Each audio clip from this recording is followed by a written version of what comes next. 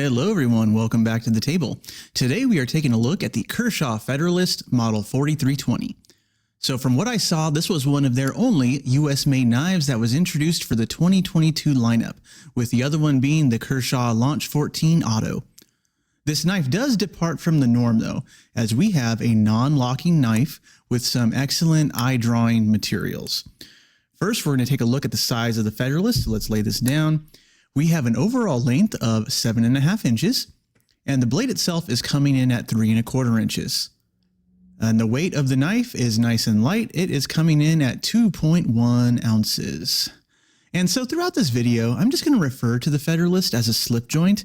So even though without a back spring, I'm not entirely sure if it qualifies for the title. If you know more about knife terminology, let us know in the comments on that one. As a result, if you were expecting a more traditional slip joint design with a nice flush back spring, you may be disappointed with this one because, as you can see, this is a mostly open flow-through design. And rather than the traditional slip joint action, this knife uses a double detent, which essentially means that when the blade is in position, detent balls on both sides of the blade pop into position and fix the knife blade into place. So it is technically not a lock, since all you need is slight pressure to close the blade again. So what's going to matter here is the action. So let's talk about that. The knife itself is very easy to open. There is a nail nick on the blade, but it isn't really necessary because the knife actually really easily pinches open. So the whole travel of the action is smooth, and looking inside the handles, you can see the blade, it runs on phosphor bronze washers. And there's also a half stop that can work as an additional safety feature here. So that's not a bad idea to put it on there. A lot of traditional knives have a half stop. When the blade is open though, there is going to be some side-to-side play, which I am sure could be tightened out, but I haven't done so yet because I really just wanted kind of a true out-of-the-box telling of the knife here. And looking at the blade itself, I love the clip point on this blade. The blade has a good amount of belly to it.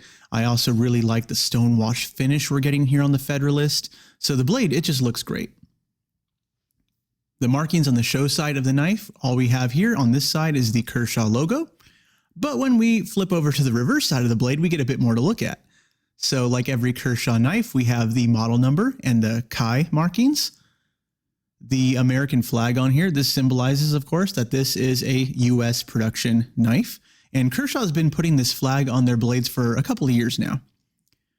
We can also see the marking that the blade steel is CPM 154.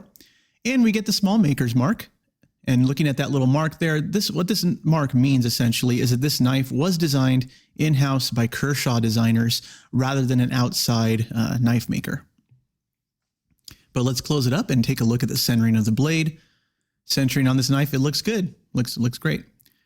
And for a slip joint, the action is super easy to manipulate, but being so easy to open and close, on the flip side, that means the blade is going to always close really easily. So there's just not a whole lot of strength in the double detent design to keep the blade open like a back spring would do on a traditional slip joint. So what we're going to do is we'll make a quick comparison here in the action between the Federalist and a standard back spring slip joint. So right here on the table, I'm going to pull out, this is the CRKT Venandi, and this is also brand new for 2022. So similar size, similar purpose as the Federalist, but with a traditional back spring. Let's compare these two knives.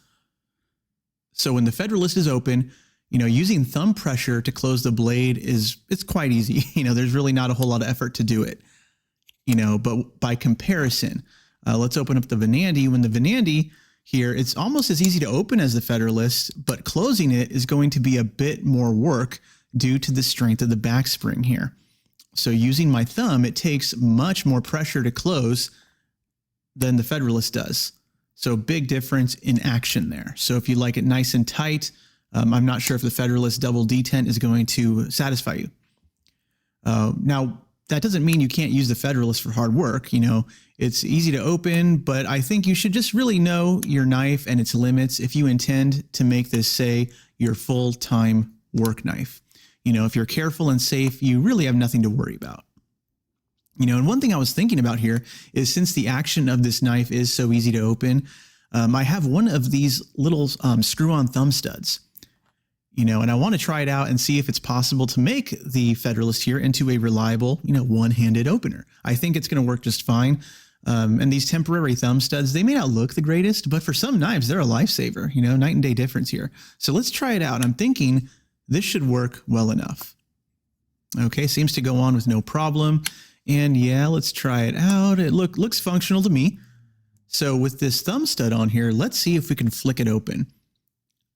And yes, if you try hard enough, it's very doable.